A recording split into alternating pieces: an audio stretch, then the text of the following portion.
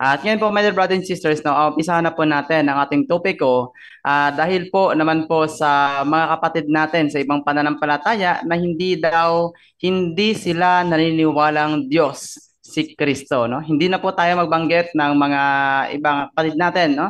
Ng sekta, pero kayo po mismo ang nakakaalam kung ano pong sekta sila mga kapatid.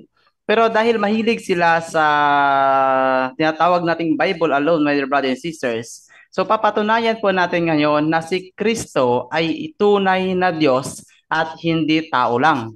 Nagagamit lang po ang Biblia dahil lagi po nilang sinasabi, Bible alone, sige po. Susundan po natin ang kanilang argumento. No? Susundan po natin ang kanilang kahilingan. At ngayon po mga kapatid, gagamit tayo mga talata sa Biblia at papatunayan natin mga kapatid na ang Kristo, no? Na ang Panginoong Hesus Kristo ay hindi tao lamang, kundi siya rin po ay tunay na Diyos, mga kapatid. Kaya umpisahan na po natin ito kapatid. At bago po natin umpisahan, salamat sa Diyos, pagpupuri sa lahat dahil binigyan po tayo ng pagkakataong makapagbigay po ng topiko dito po sa punto por punto, my dear brothers and sisters. At salamat na rin po mga kapatid ah, sa mahigit na po, no, mahigit for 3,800 subscribers natin ngayon. Salamat po sa inyong suporta kahit po nawawala tayo dito sa punto por punto dahil po sa ating trabaho. Patuloy pa rin po kayo. Ngayon kapatid, umpisahan na po natin ang ating topiko, no? Umpisahan po natin dito mga kapatid dahil alam naman po natin na simula't simula po, no? Kasama na po ng Panginoong Hesus Kristo. Kasamang-kasama na po ng Diyos ang ating Panginoong Hesus Kristo. Dahil bakit po? Dahil kung mababasa po natin sa John chapter 1 verse 1, ito po ang ating mababasa. Chapter 1 verse 1, isa-isahin po natin kapatid para po mas maliwanag, no? Una, Juan chapter 1 verse 1, ito po ang ating mababasa. Nang pasimula ay naroon na ang salita at ang salita ay kasama ng Diyos at ang salita ay Diyos. So maliwanag dyan kapatid na pasimula pa lamang ay may kasama na ang Diyos. Ano po yun? Yun po ay ang salita. Pero tandaan po natin na ang salita, bablikan po natin, sabi po dyan, ang salita ay kasama na ng Diyos at ang salita ay Diyos. Napakalinaw po dyan kapatid na ang salita ay Diyos din. No? Ay Diyos din po. No? So, paano po natin mapapatunayan na ang Panginoong Hesus Kristo po yan? Patuloy po natin mga kapatid sa pagbabasa doon din po sa chapter 1. Abante po tayo ng konti. Doon po tayo sa verse 14 hanggang 15. Ito po ang ating mababasa. Chapter 14 hanggang 15 po. Sabi po dito, ganito po. 14 hanggang 15, ito po ang ating mababasa mga kapatid. Ang salita ay naging tao at nanirahan sa piling namin. Nakita namin ang kaluwalhati ang tunay na kaniyang kaluhati ang tunay na kanya bilang kaisang-isang anak ng Ama. Siya ay puspos na kagadang loob at ng katotohanan. Sa 15,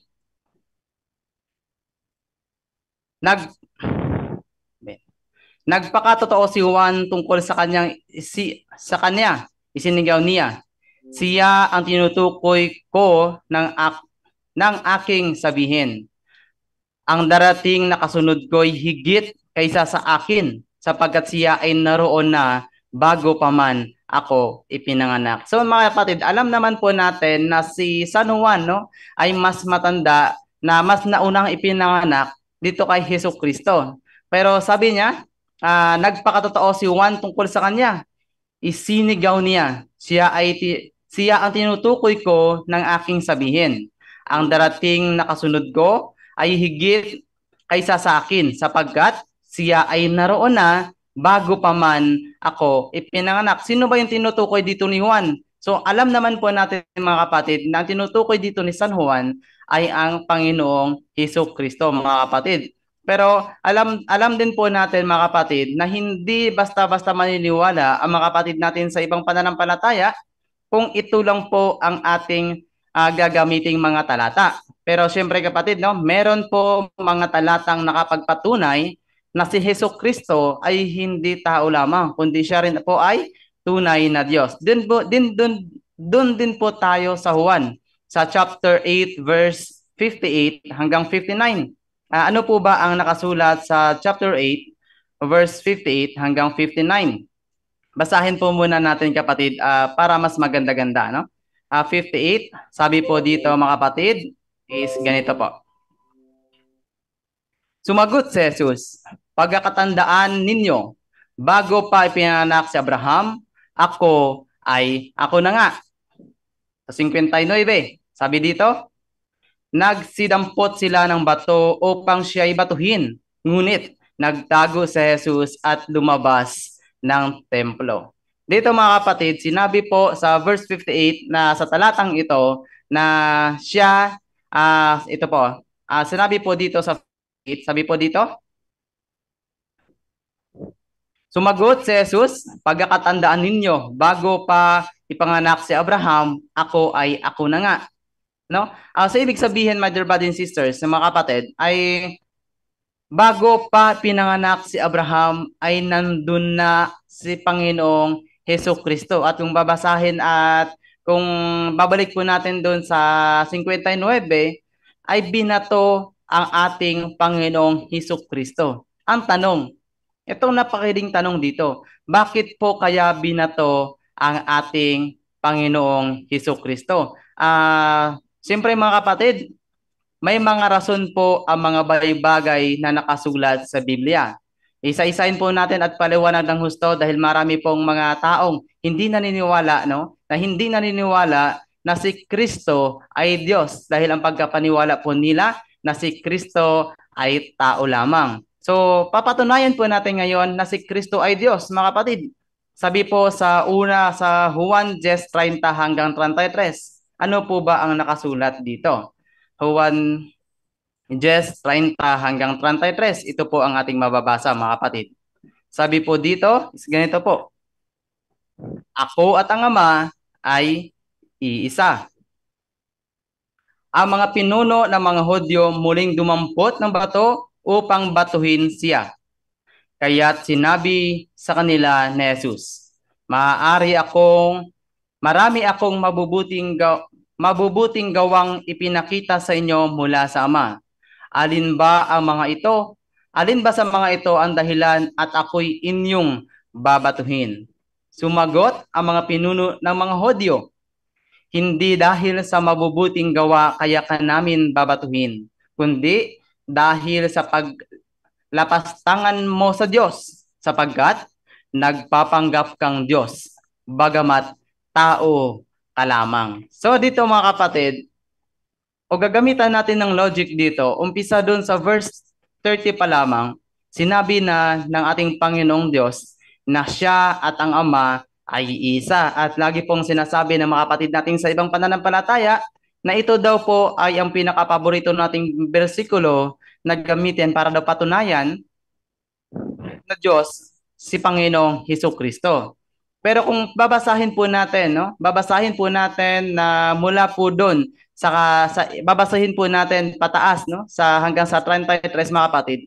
Na ipaliwanag po diyon kapatid na si Kristo talaga ay Diyos, no? Dahil po dito sa 33, sabi po dito, sumagot ang mga pinuno ng mga Hudyo, hindi dahil sa mabubuting gawa kaya ka namin babatuhin, kundi dahil sa paglapastangan mo sa Diyos, sapagkat nagpapanggap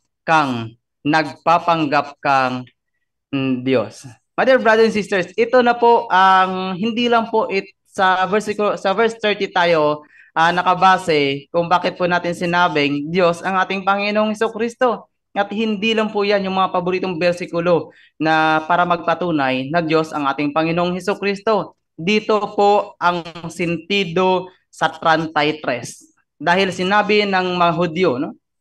Sapagkat nagpapanggap kang Diyos. So nakikita pala ng mga tao noon, no?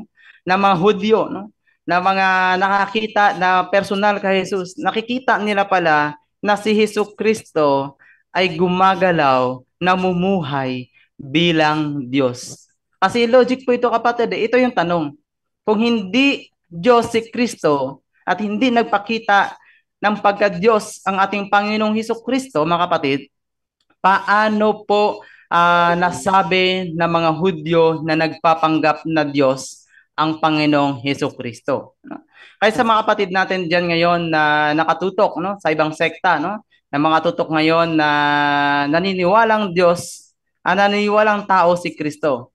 Mga kapatid, baka isa kayo sa bumabato kay Kristo. Dahil sabi po dito, balikan po natin yung 33, no? Sabi po dito, hindi dahil sa mabubuting gawa kaya ka namin babatuhin, kundi dahil sa paglapastangan mo sa Diyos, sapagkat nagpapanggap kang Diyos.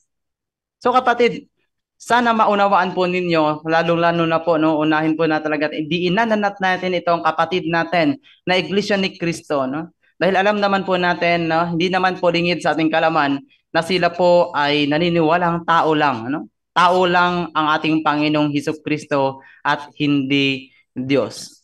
Kaya kung kaanib kayo na Iglesia ni Cristo ngayon mga kapatid, at kayo po ay nagda-doubt, no? Nagdadalawang isip, nagdadalawang isip na ngayon, kapatid.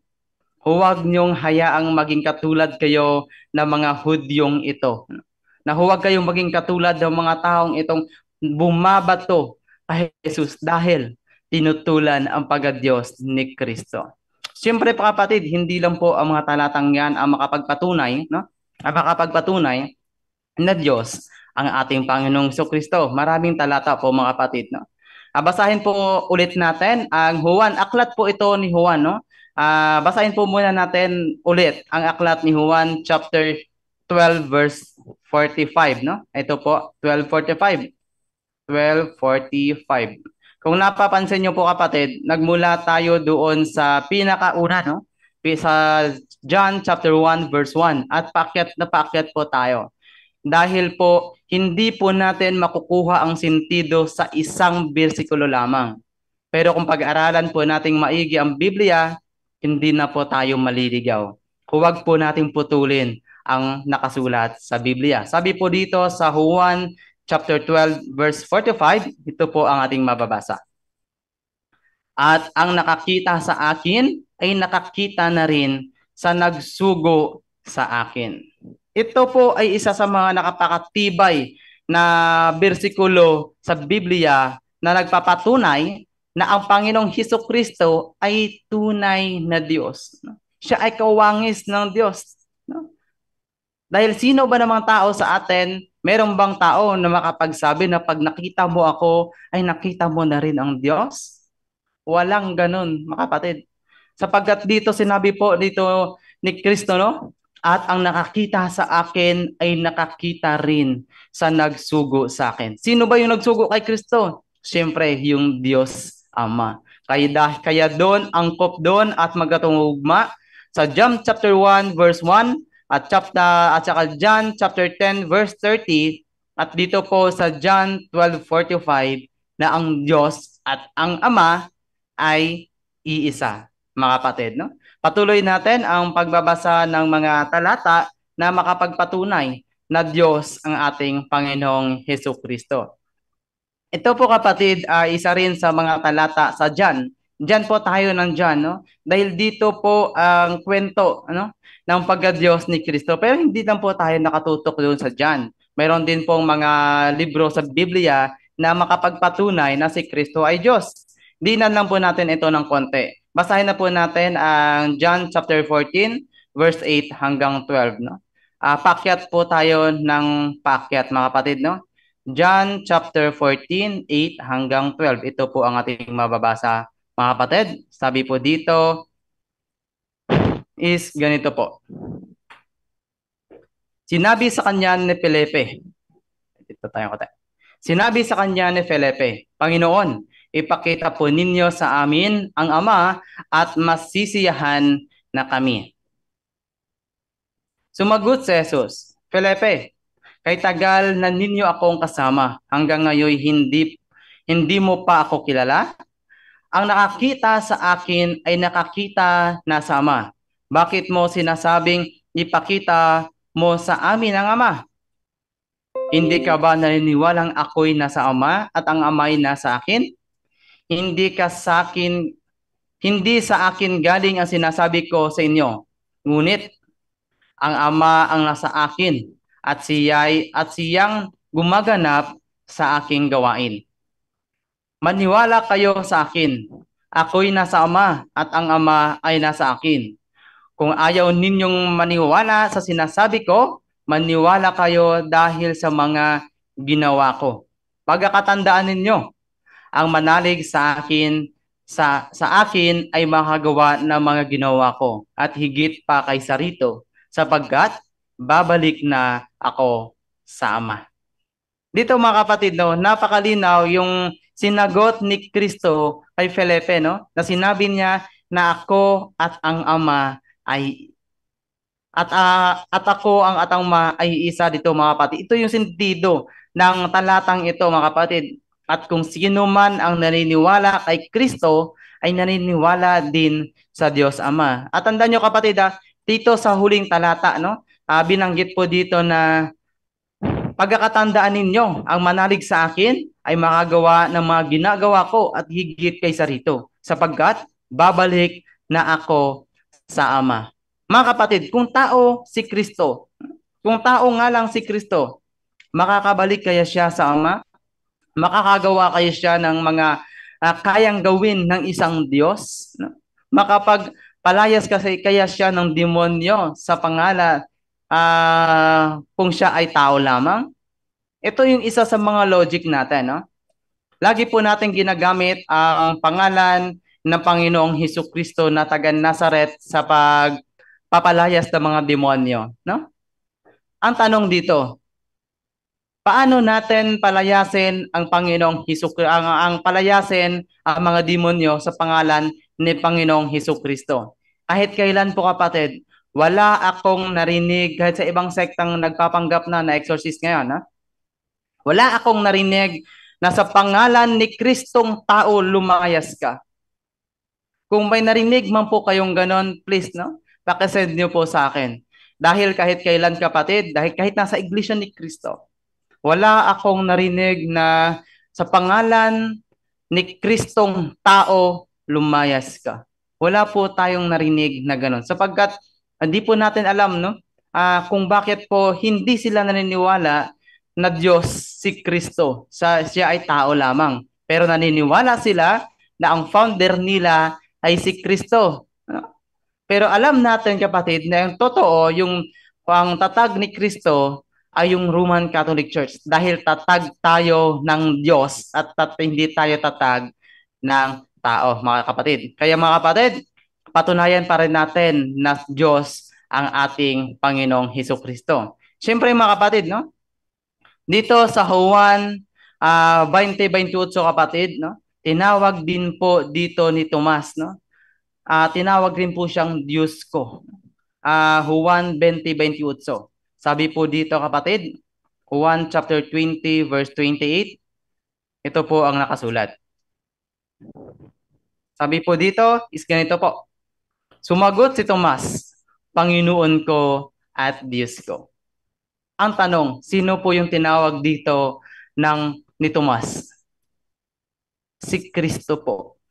Kaya napakalinaw sa mga talatang ito na ang Panginoong Hesus Kristo ay tunay na Diyos na nagkatawang tao. Kaya siya ay tunay na Diyos at tunay rin po na tao. Maraming talata po sa Biblia na makapagpapatunay na talagang Diyos ang ating Panginoong Hesus Kristo. At meron pa, dadagdagan po natin ito. Bilis-bilisan natin ng konti. Mag-alas 9 na, no? Colosas 2:9. Ano po ba ang nakasulat sa Colosas 2:9? Ito po ang nakasulat mga kapatid. Sabi dito, ganito po. Sapagkat likas kay Kristo ang buong pagka-Diyos kahit na siya'y nagkatawang tao. Dito kapatid, no? Hindi lang po tayo nakatutok doon sa 1:30. Gaya ng mga sinasabi ng kapatid natin sa ibang pananampalataya. Dahil dito po sa Colosas, sa sulat sa mga taga-Colosas, sinabi po dito, sapagkat likas na kay Kristo ang buong pagka-Diyos kahit na siya'y nagkatawang tao. Diyos ang Panginoong Hesukristo na nagkatawang tao. Tandaan niyo po kapatid, didiinan na po natin ito. Hindi po tao lang si Kristo. Dahil siya ay tunay na tao at tunay na Diyos. Dahil siya ay Diyos na nagkatawang tao. Tuloy po natin mga kapatid. Basahin po ulit natin yung Gawa 20:28. Ano po bang nakasulat sa Gawa 20:28 mga kapatid? 20:28. Ito po ang nakasulat. Sabi po dito is ganito po. Ingatan ninyo ang inyong sarili at ang buong kawan sapagkat sila'y ilalagay ko sa Espiritu Santo sa inyong pag-iingat. Pangangalagaan ninyo ang iglesia ng Diyos na kanyang tinubos sa pamamagitan ng dugo ng anak ng kaniyang anak. Napakalinaw po dito kapatid na iglesia ng Diyos at tinubos ito sa pamamagitan ng dugo ng kaniyang anak. Ang tanong, meron bang santol na humunga ng papaya? Maliban po sa sa drafting, no? Maliban po doon, no? Meron ba kayong nakitang papayang namumunga ng santol, no? Kapag binalik sa atin ng mga kapatid natin sa ibang pananampalataya na Diyos si Maria, na tao si Maria, okay lang po yun mga kapatid. Dahil tayo po naniniwala na si Kristo ay tunay na tao at tunay na Diyos na rin po mga kapatid. Tuloy po natin ang ating topiko para po sa mga nagtatanong. Basahin po ulit natin ang Efeso 1:7 mga kapatid. No? Basahin po natin ang Efeso 1:7. Sabi po dito is ganito po mga kapatid. Tinubos tayo ni Kristo sa pamamagitan ng kanyang dugo at sa gayon ay pinatawad na ang ating mga kasalanan. Ganoon kadakila ang kanyang kagadahang loob. Ayun kapatid, ang tanong ulit dito, kung tao lang si Kristo, meron bang taong makakapagtubos ng ating kasalanan sa pamamagitan ng kanyang dugo? Wala pong tao lamang na makagawa noon. Nagawa po yun ng ating Panginoong Hesukristo dahil siya po ay Diyos na nagkatawang tao. Kaya sa mga kapatid natin na naniniwala pa rin na si Kristo ay tunay na tao at hindi Diyos, mga kapatid, ito na po yung talata. Ito na po yung mga talatang ang gagamit natin para patunayan na si Kristo ay tao lamang.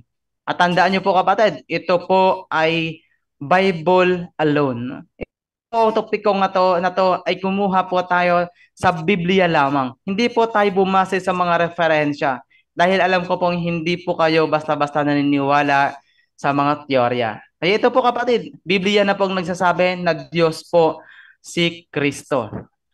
Balial dyan. Dagdagan po natin. Balial dyan. Yes. Narinig ko kasi na nabanggit mo tao lamang. Baka i-edit yan ng mga sulpot. I-edit yan nila yan. Tapos ikat. Sabihin nila na inaamin ni sunod punto si Kristo ay tao lamang. Nabanggit mo ngayon lang. Tao lamang. Kaya mas maganda na natin yan. Pansinin natin yan. Baka i-edit nila. Sige po. Para po sa mga kapatid natin sa ibang sekta naniniwalang si Kristo ay tao lamang, no? Para po ito sa mga kapatid natin sa ibang sekta, hindi po kami Rojando? Ayun po mga kapatid yun po yung tao lamang ay para po yun sa mga kapatid natin sa ibang sekta naniniwala na si Kristo ay tao lamang, no? Ito na po yung talata na nakapagpapatunay na si Kristo ay hindi siya tao lamang, kundi siya ay tunay na Diyos at tunay na rin po na tao. Tuloy po natin ang pagbasa mga kapatid. Basahin po ulit natin ang unang Juan, no? Basahin po muna tayo ng unang Juan 1:7. Unang Juan 1:7. Sabi po dito mga kapatid is ganito po. Ngunit kung namumuhay tayo ayon sa liwanag, gaya ng pananatili niya sa liwanag, tayo'y magkakaisa at ang lahat ng ating kasalanan ay nilinis na ni ng dugo ni Jesus na kaniyang anak. Napakalinaw dito kapatid na si Kristo ay anak ng Diyos, no? Hindi lang po siya anak na kagaya po natin na tao lamang, no? Kundi siya po ay anak mula pa nung una. Kasama na po ng Panginoong ng Diyos si Panginoong Hesukristo mula pa. Doon po sa Juan 1:1. At basahin po muna natin, wala akong tito dito mga kapatid. Basahin po natin sa Tito, no? Kung mababasa po natin dito sa Tito 2:13, babasahin ko lang po mga kapatid. Sabi po dito, habang hinihintay natin ang katuparan ng ating mapaglalang na paglalang pag-asa, ang maluwalhating pagdating ng ating dakilang Diyos na tagapagligtas na si Hesus Kristo. Napakalinaw po dito kapatid sa binasa nating talata sa Tito 2:13. Wala po akong may pinakita sa inyo mga kapatid, pero pwede nyo pong tingnan, no? Sa inyong Biblia, basahin nyo po yung Tito 2:13. Napakalinaw po doon, no? Na si Kristo ay Diyos. Kaya sa mga kapatid natin na hindi naniniwalang Diyos ang ating Panginoong Hesukristo, please aralin nyo pong maigi ang Biblia. Hindi po tayo gumamit ng referensya dito dahil alam po natin, no? Nasasabihin nyo na naman na yung Katoliko ay kumakapit na lang sa history, no? Kaya ito po mga kapatid, sa Diyos po ang pagpupurit kadakilaan kailanman, dahil lagi pong sinasabi sa atin ni Brother Angel Santos, tayo po yung mga aliping walang kabuluhan, sumusunod sa utos lamang. Kaya sa Diyos po ang pagpupurit kadakilaan. Amen. Again, this is Mr. 721 Catholic po mga kapatid, ang inyong lingkod at kapanalig. God bless. Ay, ako pala yung co-host. Ako pala yung host. Ayan. Ayan po mga kapatid, maraming salamat po sa inyong pakikinig. At dako na agad tayo sa mga katanungan, no? At saglit lang po. Ano ba yun dito, no? Ayan, wala po ngayong isulpot na nagko-comment dito ngayon mga kapatid, no? At dako na po tayo agad mga kapatid sa mga katanungan. Dito po sa loob ng Zoom, sino po ba yung nakaraise hand dito? Unahin na po natin si Brother Alvin Hezola. Brother Alvin Hezola, as to mute po, bro. Bro Alvin?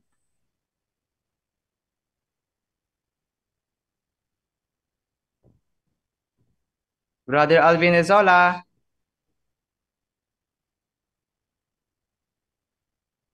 Ayun, mukhang wala si Brother Alvin Hezola. At dito na lang po muna tayo sa katanungan ni Brother Junri kanina. Nabasa po dito, nakikinig daw to, Brother Angel, para po sa iyo to. Sabi po dito, yung katanungan po dito, wait lang, basahin ko lang po. Brother Angel, para po sa iyo to. Sabi po dito, mula po ito kay Brother Junri, no? Bro, Junri, good eve. Ask ko lang, sana if lalapit ba sa canon lawyer, may bayad po ba yun? May bayad po ba yan? Same ng normal na lawyer? Salamat po in advance. Brother Angel?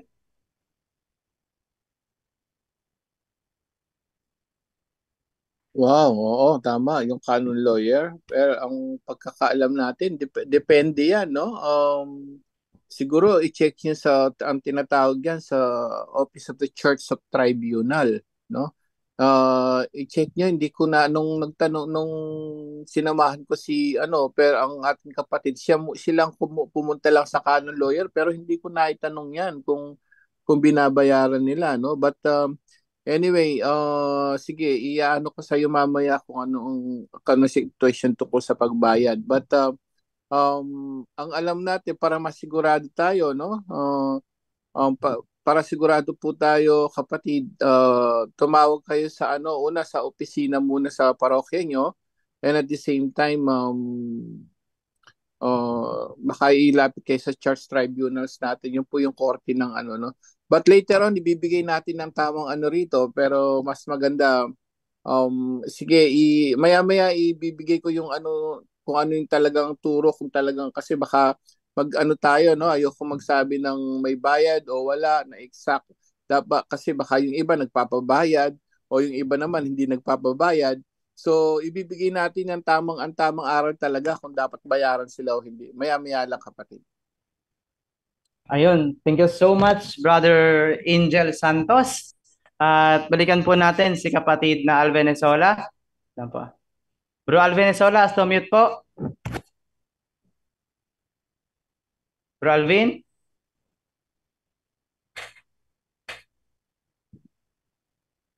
Ayun, wala pa si Brother Alvin, no? Ayun mga kapatid, dyan sa Zoom, kung mayroon po kayong mga katanungan, mother, brothers, and sisters, pakitaas na lang po ng Brother inyong mga Aljan. kamay, no? Brother Aljan. Yes, Brother Janlo. Ni-research ko dito yung yung sagot doon sa katanungan kung meron bang bayad ang paghingi sa pag-consult sa canon lawyer. Ang sabi dito, uh, based on the Catholic Church teachings provided in the references, the answer to the question, does a canon lawyer require money for consultation, is as follows. Mahaba siya, pero dito ako to sa dulo. In summary, the Catholic Church teachings indicate that canon lawyers should not require money for consultation, and that the church should provide free legal representation for those who cannot afford it in order to ensure access to justice for all the faithful. Yun. Yan sinasabi ko kanina na mas maganda may dokumento tayo kasi baka pag yung ibang canon lawyer baka nagpapabayad. So, ayan ang ano natin, no, sa magisterium na they should not be paid. So, ang ano nag-aano diyan, no, ang simbahan na nagpapasweldo sa mga yan, sa mga canon lawyer. So, at least meron tayong dokumento ngayon. Yan, nauna na si Bro Jando. Yan yung sagot, kapatid, no? Dapat wala kasi ayaw natin magsabing mayroon or wala, and then wala naman dokumento kasi baka yung canon lawyer mag-ask ng money sa inyo. So they should not ask for money, kapatid. Wala talagang dapat bayad po yung kapatid. Yan, Ayun. Bro Aljan. Ayun, thank you so much, Brother Angel. At yun po, no? Sister Mena San Diego. Sana po mga kapatid, no, nasagot po ang inyong katanungan. At balikan natin ito si Brother Alvin Ezola. Brother Alvin Ezola, mute po. Ayun, mukhang wala talaga si Brother Alvin Ezola. Bro Janlo, bro, okay ka na bro, mag-host bro?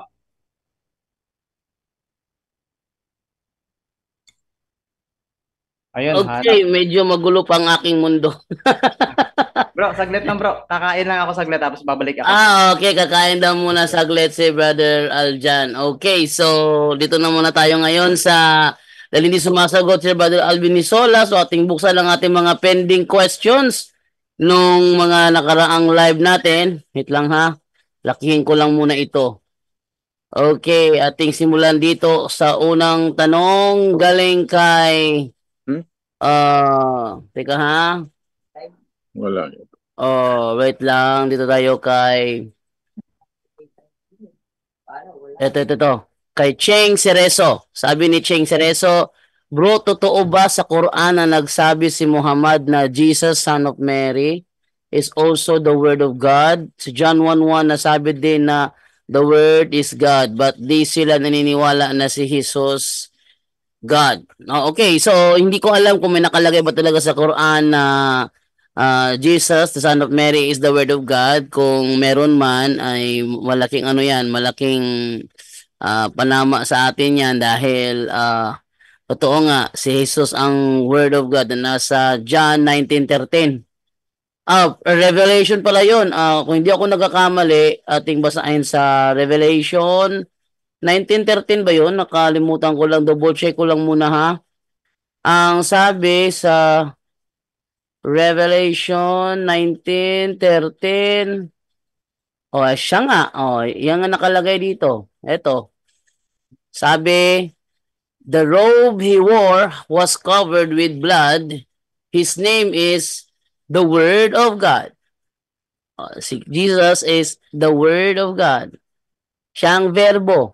Sa Tagalog yan at siya nararamtan ng damit na winisikan ng dugo at ang kanyang pangalan na tinatawag na ang verbo ng Diyos. At kung babalikan sa 1:1, nang pasimula siya ang verbo at ang verbo ay sumasa Diyos at ang verbo ay Diyos. So, napakaliwanag po nun. So, akin lang i-delete yung mga nasagutan ng mga katanungan dito. Para dito na ako sa next na mga tanong. Sabi ni Zacorhe, sa dami ng Bible translation ngayon, paano natin susolusyonan yung contradictions ng mga Bible translation gaya ng ginamit ko kanina sa Mateo 28:1? Sa ibang salin, hindi sinasabing ibang Sabat kundi unang araw ng sanglinggo. Kaya bang sagutin niya ni nandiyan ba si Brother Tata? Double check ko lang muna ha. Sa Zoom natin kung andyan ba si Brother Tata. Wait lang. Brother Tata! Good evening, Brother Tata! Yes. Ayun! Yes, Brother Jando, pero may nating signal ngayon na kahapon pa ito. Nakapulima kami sa DXDD sa may reporting. Talagang mag-choppy pag may-reporting kami sa video call po ang reporting dahil para makita ang na-interview namin. So, sa ngayon, mahina ang signal namin sa Ozamis and then yung monitor ko sa cellphone nag-loading. Hindi ako So sige lang, anong ang tanong, Brother Jando? Kumusta ang audio ko, Brother Jando? Okay naman ang audio, Brother. Hindi ko lang alam po video kung ano ba. Nakatingala. Wait lang, Ate Alvin, kasi kanina tinawagan na hindi ka nasalita. Okay, wait lang muna, Ate Alvin, na ikaw sunod ko rito. Pag-isa ko ba ito, Brother, itong tanong dito, Brother, ni sa korte. Ulitin ko? Hindi na lang ako mag-open ng cam kaya parang medyo malakas ang signal basta hindi mag-open ng cam. Anong tanong, Brother Jando? Ang tanong dito, sa dami ng Bible translation ngayon, paano natin susolusyonan yung contradictions ng mga Bible translation gaya ng ginamit mo kanina na Mateo 28:1, sa ibang salin hindi sinabing ibang Sabat kundi unang araw ng linggo. So, kung tingnan natin ang akibali ang mabasa sa ibang salin unang araw ng Ang sabi niya Bata, paano daw susolusyonan ang contradiction sa mga Bible translation? Kasi may ginamit kasi ako doon na Mateo 28:1 sa paghilabay na sa adlaw ipapahulay o sa pagbanag-banag sa laing adlaw nga ipapahulay. Sabi nila, contradiction daw yon sa ibang salin na unang araw ng sanglinggo. Ang tanong niya, paano daw yung susolusyonan? So far, Brother Jando, wala naman akong, mayroon bang salin dyan nga, anong salin yun? Tingnan ko muna. Dahil sa Greek is, malinaw naman yung sa Greek, di ba? Dalawang sabaton. Pero hindi pa ko nakakita yung naturang salin. Ito yun, ito. Itong, ang Bagong Testamento, gihubad gikan sa Grego sa ligdong nga Cebuano ni Dr. Gadiel Isidro. Di nila matanggap yung nasa Mateo 28:1 rito, ganito ang ating mababasa. Karon sa hapit na matapos ang adlawng ipapahulay, ug sa pagpamanag-banag sa laing adlaw nga ipapahulay, miabot si Maria Magdalena o ang lain usab nga Maria aron mutan-aw sa lubnganan. Sa wikang Tagalog, ganito ang ating mababasa. At ngayon na malapit nang matapos ang araw ng Sabat, at sa pagbubukang liwayway ng ibang araw ng Sabat, dumating si Maria Magdalena at ang iba ng mga Maria para tumingin sa libingan. So, para sa kanya, ito ay contradiction. So, tanong niya, paano daw susolusyonan ang contradiction ng mga Bible translation gaya nito na nakalagay dito sa ibang araw ng Sabat, Samantalang sa ibang namang translation ay unang araw ng sanglinggo. Ito tanong niya, Brad Ta, Okay. kung paano daw ito susolusyonan. Bata? Wala namang contradiction yun, Brother Jando. Ang kanilang pag-unawa lang nag-contradict. Bakit? Kahit sa today's English version, Sunday ang mabasa natin sa unang linggo. Totoo naman yun, pero magpunta tayo sa Grigo dahil yung ginamit naman ni Biblia na Bisaya, uh, salin yun from Greek direct to Bisaya, di ba? Ang naka-record ha. So Mm. kung basahin natin ang sa Greek, dalawang sabaton. Di ba? Kung ating basahin, sa Mateo 28:1, Opsi, Opsi di sabaton ti Episkopos, Episkopos. Yes, miyan sabaton. So dalawang sabaton, ibig sabihin, sa Bisaya, paglabay sa unang adlaw sa pagpahulay o pagbanag-banag sa laing adlaw ipapahulay. Sa Grego, so yung ginamit mo, coincide yun sa Greek in which the New Testament was written. So, pero yung sabi na, bakit sa unang araw ng linggo, hindi yun nag-contradict. Dahil yung unang araw ng linggo, ay yun ang Sunday. Tinatawag sa Greek na Sabaton. Pati yung mga, katulad ito, yung Alpha and Omega ng mga SDA, yung volume 8, ating basahin ang page 400. Ano po ba ang Sunday? Sabat ba? Ating basahin sa volume 8, 417. Ito ang ating mabasa. Diretso na natin. The Dies Dominicalis or Lord's Day, open close parenthesis, Sunday, but in which through a practice which dates from the Reformation, the word for Sunday has been translated Sabbath.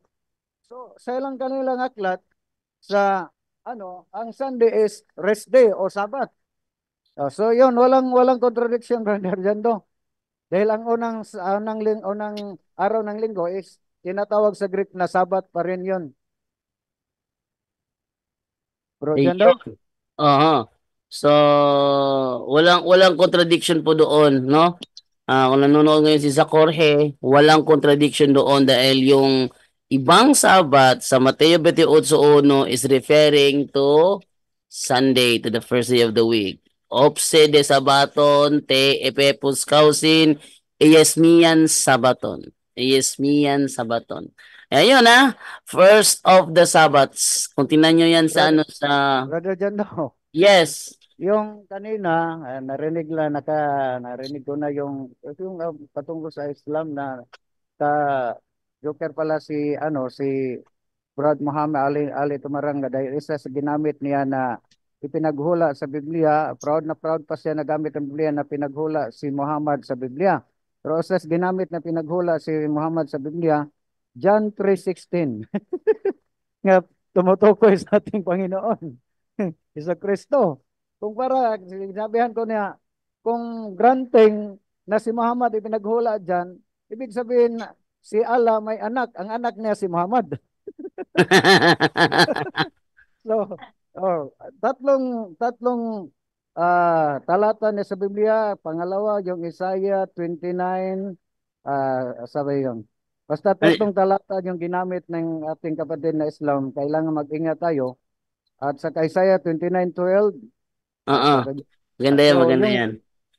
Basta ang pinaka-joker, yung John 3:16, na ang tinutukoy dito, sabi niya, si Muhammad yung binanggit sa John 3:16. Kung basahin natin, si Kristo yon. Ipanadala na kanyang ang anak sama, dahil sa pagmahal ng ama sa sanlibutan, pinala ang kanyang bugtong anak. Kung si Muhammad yun, ibig sabihin si Allah may anak, si Muhammad anak ni Allah. Kung para sa kanilang mga Islam. So, kailang ikuan para sa mga Islam at alam nila nakakapuntos na sila. So, kung matuloy ang aming debate na naman, pag sumipot siya, ako na naman ang magpapatunay na ang Biblia ay salita ng Diyos, Word of God. Yun ang aming tema. Ako naman ang affirmative. Yun lang, Brother John to. At saka, okay. Thank you, Brad. At saka yung ginagamit nilang Isaiah 29:13, nung ginamit to ni Ali Javier, tinuloy ko, sabi niya, windang-windang na kagad ng Biblia. Bakit? Kasi hindi tugma yung kanilang explanation sa sentido. Tingnan niyo ha, Isaiah 29:12. At kapag ipinabasa mo sa hindi marunong bumasa, sasabihin niya, hindi ako marunong bumasa. Sabi nila si Muhammad daw ang tinutukoy dyan na hindi marunong bumasa. Tuloy natin sa 13. Ano sabi?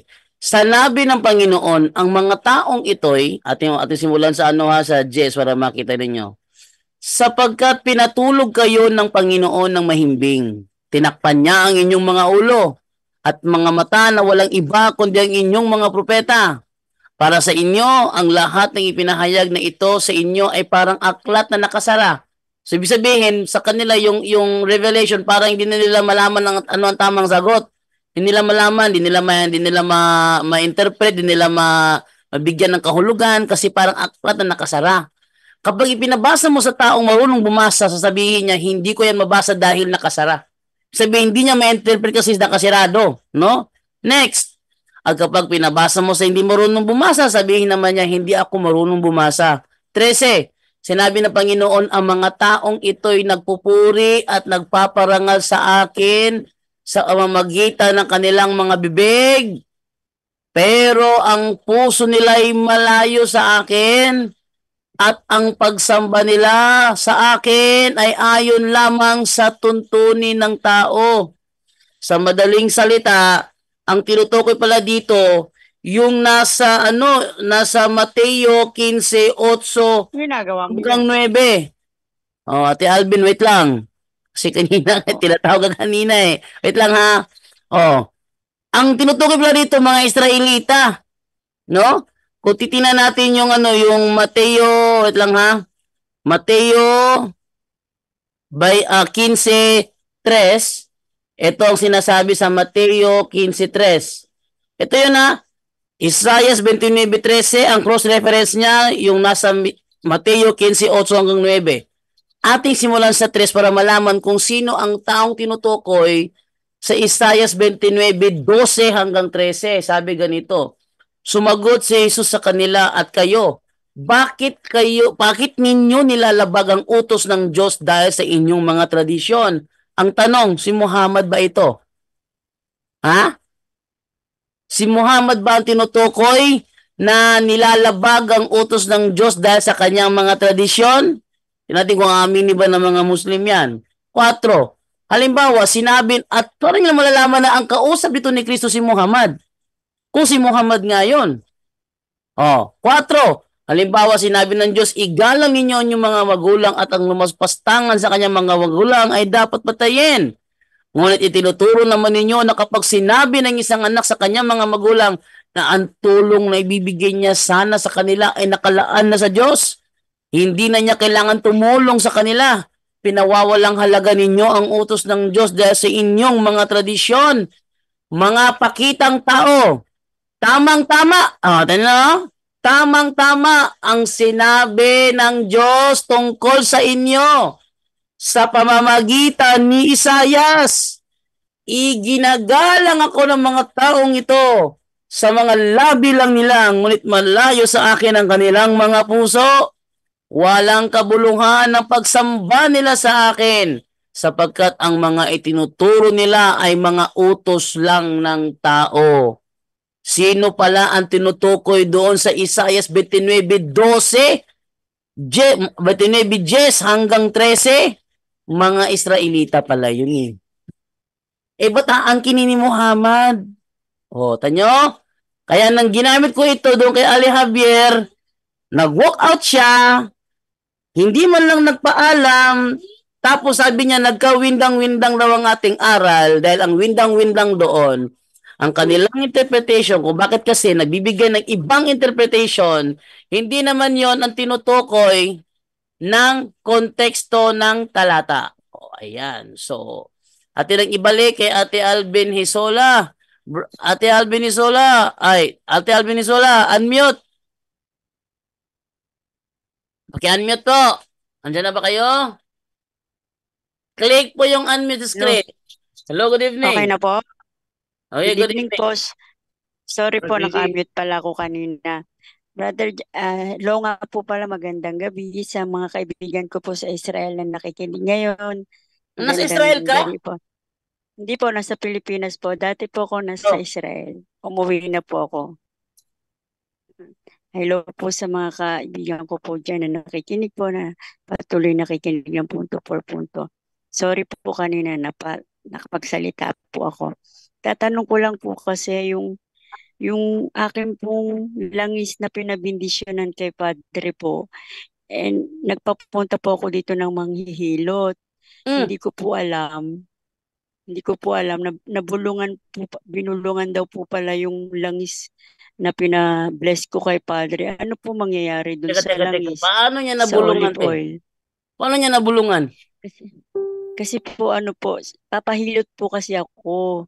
Eh yung nagmanghilot na yon may third eye, nakakakita siya ng mga patay, ng mga maligno, nakakita siya dito sa bahay daw po namin, madaming espiritu, marami daw po dito.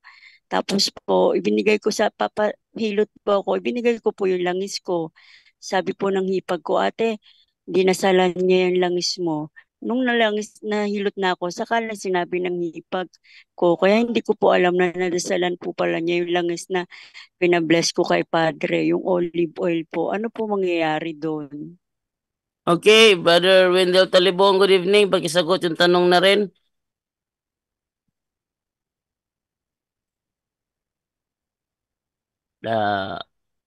Brother Wendell. Oh, Brother Wendell. Wala si Brother Wendell. Banta, ikaw sumagot, Banta. Yes, ang pagkalam ko, Brother Gando, mas maganda na nandito sa Brother Wendell dahil yung langis na o yung oil na pinag-bless na sa Olive rito ng exorcist, kay yung sa kapader sources po. Sikia, di ba? So, hindi na yun Opo, tatalab kahit opo. pa anong ritual pa dahil nag-bless na yon. Katulad lang yun Ay, ng salamat po. Okay po. katulad lang yun ng ang problema lang kayo ang magkumpisal. Bakit nagpunta ang sa Diyos, ang Hindi albularyo nga sa alam, inyo? Banta.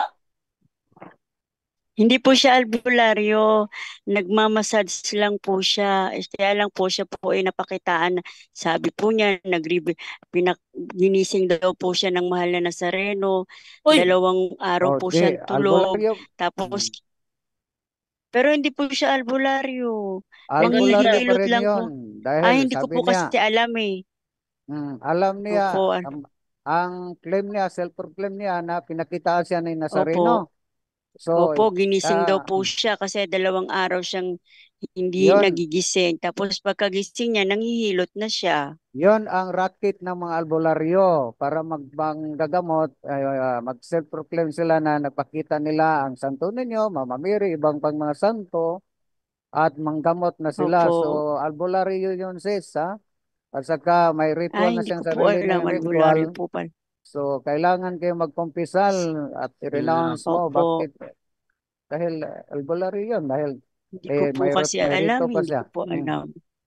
May rito pa Opo. siya na Ang hipag lang po may ano po siya. May tinabi pa siyang 3 candy sa altar. After 3 days daw, kainin daw po namin buong pamilya. Pero mm, hindi po namin kinakain. Hindi ko kayo po ang nag-contaminate. ipinakikailan. Kaya nga Kayo ang po. kayo ang nag-contaminate. Dapat magkumpisal ka. Kung kailala pa Opo. niyong natural albularyo, renounce yung pangalan niya sa blessed, harap na blessed sacrament, yung solemn renouncement. Okay po. Magkumpisal kayo. Dayon, basta pag-alam Okay ko, po. pag ang isang oil na na-bless na ng pari, wala nang tatalab dyan kahit pang sinong demonyo. Ang ano lang, Opo. kahit pang sinong Araw-araw pa albularyo. nga. Ang ano lang, ang problema lang, kung ang oil, ang nag-bless, ang albularyo, hindi pa na-bless ng pari. Katulad lang yun ng Na-bless bautismo na po ni natin. Father. Ni Padre po yun. Oh, katulad ng bautismo Na-bless natin. na po ni Padre.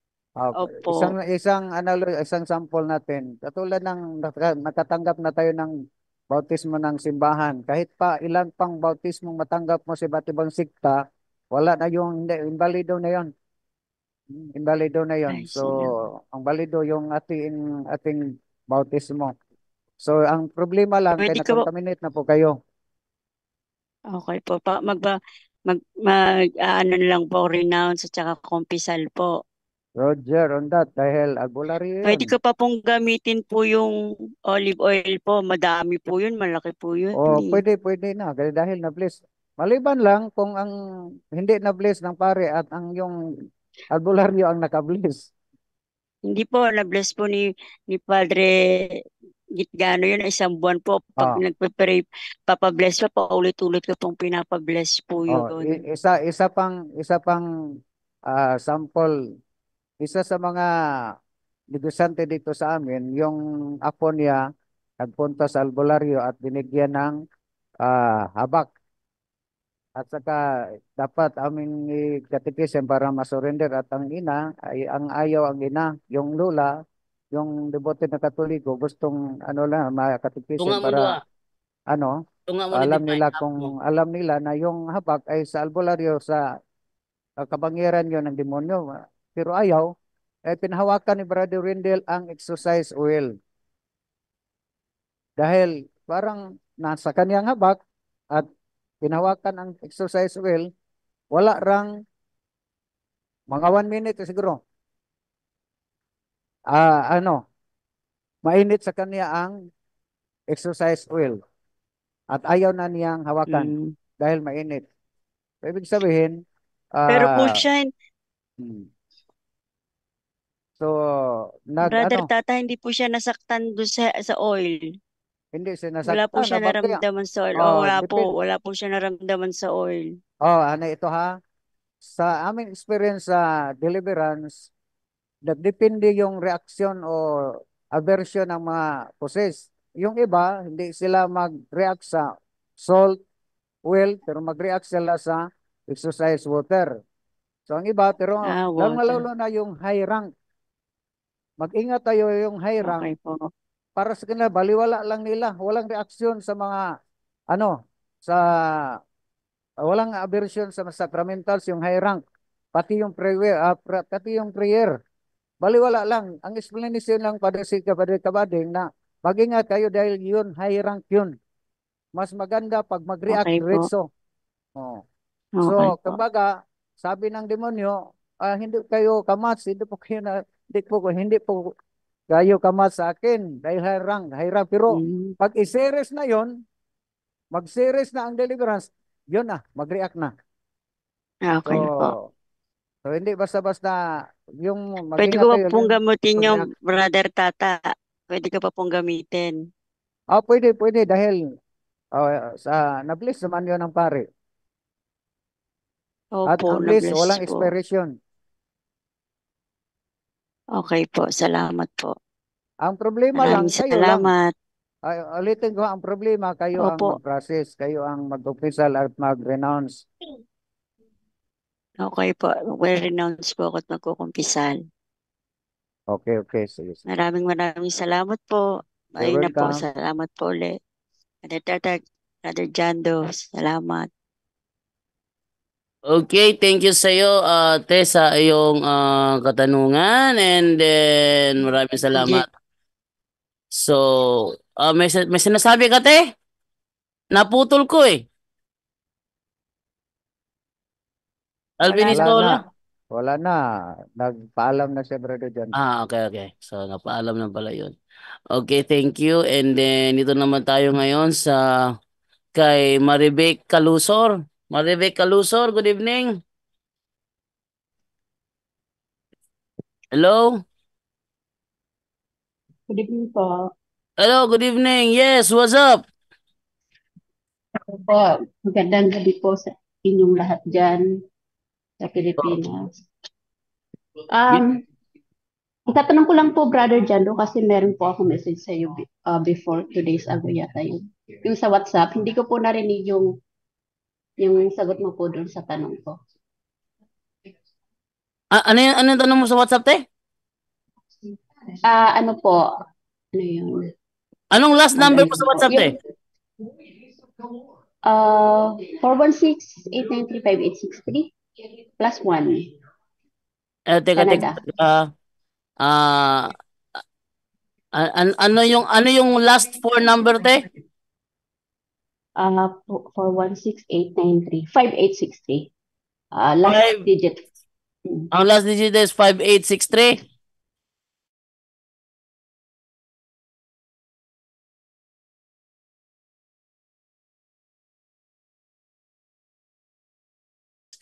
Good evening po. Baka pwede pa pong maihabol. May kapatid po akong nagsunog ng mga imahe. It was happened long ago.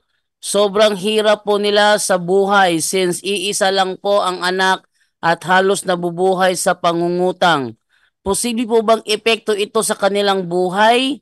Idagdag pa, dahil sa sobrang hirap, bumili po ng mga duwende na pangpaswerte daw at inilagay pa sa altar. Ano po pwede kong mai-advise sa kanya? Brother Wendell.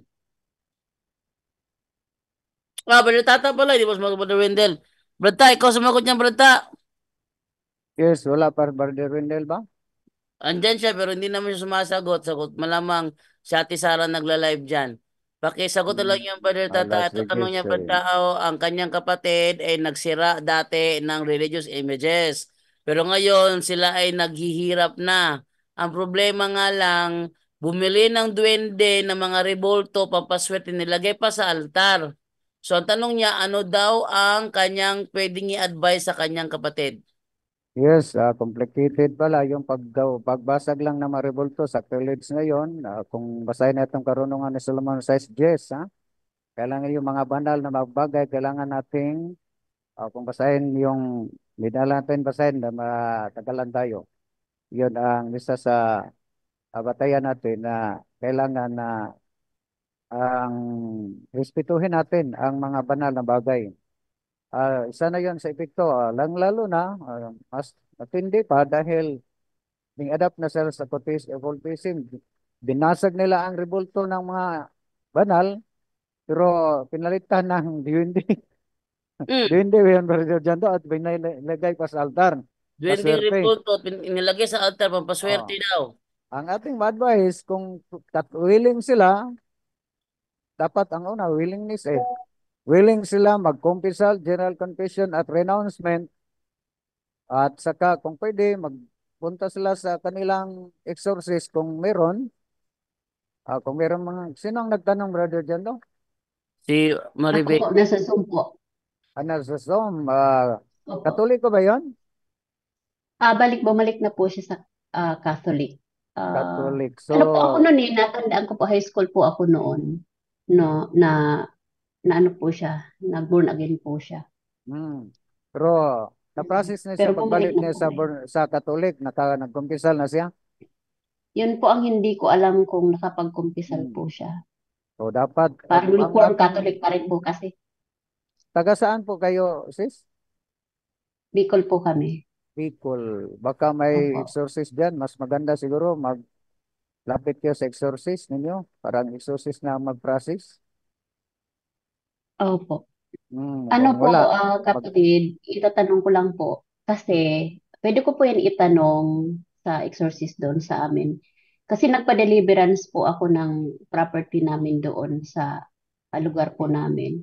And then, nagkaroon po ako ng pagkakataon na kausapin po yung exorcist doon. And then sabi ko, kasi meron po akong tiyuhin na albularyo po, ano. So, tinanong ko siya, sabi ko, Father, narinig ko po ito sa exorcist ministry na yung ano po pala, yung albularyo, bawal daw po pala talaga yun. Pero yung sagot po kasi sa akin ng exorcist priest, sabi niya, ay ano po, kung nakakatulong naman po yan, okay lang po yan.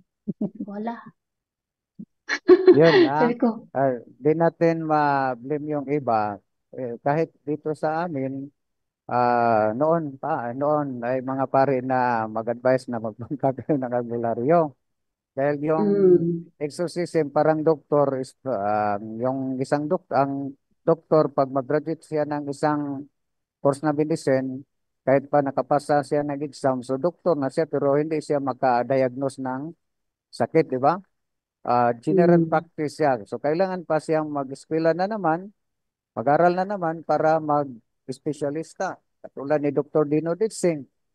Tapos siya nakapag-aral ng medicine, nag-graduate siya, nagpasa siya. Pero another 4 years o 5 years ba yon para siya specialista sa mata, yung ophthalmologist, para siya mag-diagnose ng mata, mag-opera ng mata. Yun ang ating magkabarian. Ang graduate na sila sa theology, na ordina, pero wala siyang background sa exorcism and deliverance, ang lalo na sa demonology and genealogy dahil inabolish na sa major seminary. So, yun, dapat wala silang alam, wala silang background. Kahit yung obispo namin dito, yung namin na mag-subject siya sa naturang mga subject dahil sa panahon na sa seminaryo siya, wala na yon. Dahil 1960 pa yun di-abolish. So, before 1960, since 1960 hanggang ngayon, wala na sa background. So, yung dahilan, mag-eskwela na naman sa Roma, ang iba, sa Roma may padala para maging exorcist, para sila ang mag-diagnose kung occultism ba yun. Hindi. Yung, siguro yung na-appoint sa, ano lang, pagka sa ngalan lang na-appoint siya ng obispo, pero hindi siya nag-actual lang, wala lang siguro siya nag-actual, wala siya nag-study. Katulad ba din, sabi ba din, nauna pa siyang actual niya kaysa theory, di ba? Oh. So, madami kahit dito sa amin may na-appoint pero wala nag-active. Oh, kami pa rin ang mag-ano. So, isa yun sa mga problema, in-appoint lang ng bispo pero pagkangan lang na-appoint pero wala siyang background, wala siyang alam, wala siyang idea sa kaniyang tuntunin bilang exorcist. So, kung nagpayo siyang pwede lang, ay hindi siya tunay na exorcist. Dahil yung tunay ng exorcist, ah dahil sa katikisim, pinagbawalan na tayo. 21:16, 21:17, 21:38. So, yun lang siguro, sis. So, nakalapit na ka sa kanya, yung exorcist ni Bicol. Opo. Bali, recommendation po kasi yan ng Archdiocese of Cáceres ng Naga sa ano po ito, sa O, Bicol. siya lang ang exorcist. Siya lang mag-isa. Ano po, yung dun po sa lugar namin, kasi sabi ni Father, yung galing po ng Archdiocese, sabi niya, hindi ko nasakop yung lugar niyo kasi legally tayo sabi niya. So, I will recommend you doon sa kung saan nakakasakop sa inyo. Actually, hindi po ako naghanap. Si Father na po yung nag-recommend sa akin doon sa exorcist na isa po na nag-deliverance po doon sa property namin. Kasi siya po yung nakakasakop doon po sa area namin. And then, nagkaroon po ako ng pagkakataon na magtanong-tanong sa kanya after that deliverance. Nasabi ko, ay Father, ano po kaya ang dapat kong gawin kasi gusto ko na po talaga, parang gusto ko kasi general cleansing Hindi lang yung property namin. So parang dun sa angka namin ako saan po ako lumaki. Meron po talaga akong tiyuhin na albularyo. So tinanong ko po yung ano na yon, yung bagay na yun sa kanya. Pero ang sabi po, kung nakakatulong naman, hindi naman daw po masama.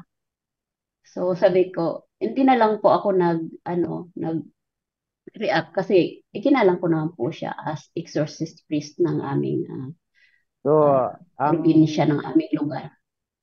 ibali, yung bahay nyo dati na ano, na Ano po kasi kapatid, may occultism.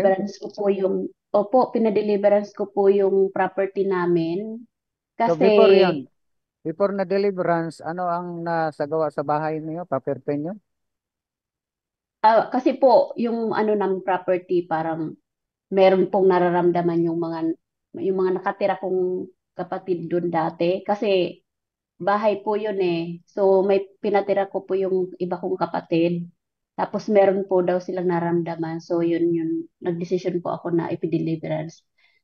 Naghanap po ako ng exorcist. Yun nga po ang ano ko na search ko yung sa Archdiocese ng Naga City Cathedral.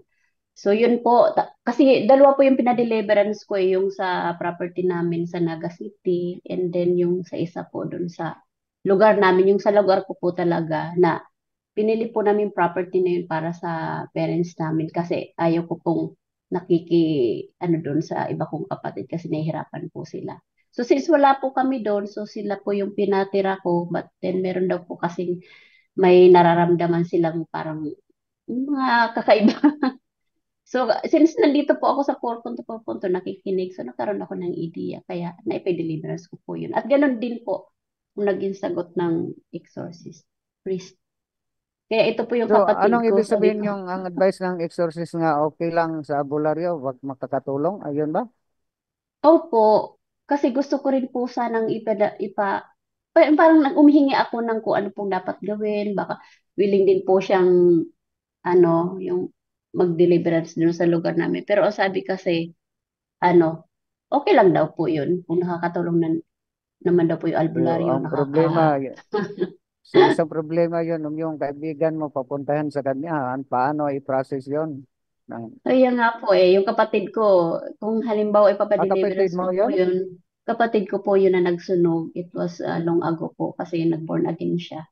So, nagsunog po ng imahen. Pero hindi ko po alam kung na-confess po nila yung bagay na yan. Hindi ko po alam. Ano na lang sis, pagtanong mo sa kanya, na-confess na ba yung pagbalik nila mula sa born again, general confession, at yung pagsunog nila sa o pagbasag o basag nila sa mga rebulto? Basag, sunog. Oh, dapat confessal yun, lahat sa general confession.